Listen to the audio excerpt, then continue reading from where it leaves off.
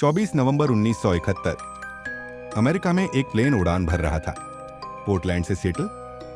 यह शुरुआत थी इतिहास के सबसे निडर और अनसुलझे क्राइम की। प्लेन में एक यात्री था, नाम था डैन कूपर। उसने एयर होस्टेस को एक नोट थमाया। नोट पर सिर्फ 3 शब्द थे, यह एक हाईजैकिंग है। उसकी मांगे स्पष्ट थीं, $2 लाख कैश और 4 पैराशूट। एफबीआई के पास कोई विकल्प नहीं था, उन्हें कूपर की मांगे माननी पड़ी। असली खेल तो अब शुरू होना था। जब प्लेन दोबारा हवा में था, कूपर ने $2 लाख और पैराशूट लिए।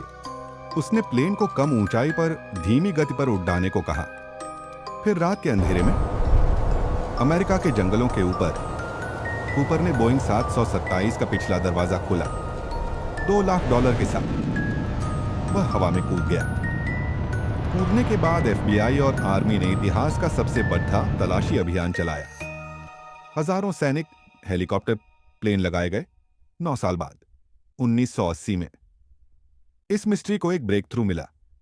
कोलंबिया नदी के किनारे एक छोटा लड़का खेल रहा था। उसे जमीन में दबे डीओडी कूपर के फिरौती के पैसे के कुछ बंडल मिले। एफबीआई ने सीरियल नंबर मैच किए। यह पैसा वही था जो कूपर को दिया गया था। क्या कूपर बच गया था? क्या लैंडिंग के दौरान उसके बैग से कुछ पैसे गिर गए थे? थ्योरी 2, वह मर गया।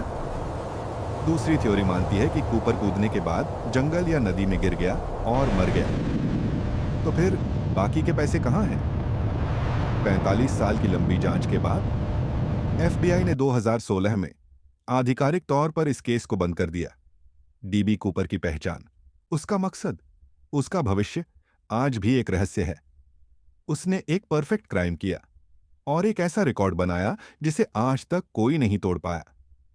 यह मिस्ट्री साबित करती है कि कुछ सबसे बड़े अपराधी हमारी नाक के नीचे होते हैं, पर उनकी कहानी हमेशा के लिए अनसुलझी रह जाती है। आपका क्या मानना है? कूपर एक पायलट था या वह एक आम आदमी था जो हवा में खो गया? कमेंट्स में अपनी थ्योरी बताएं।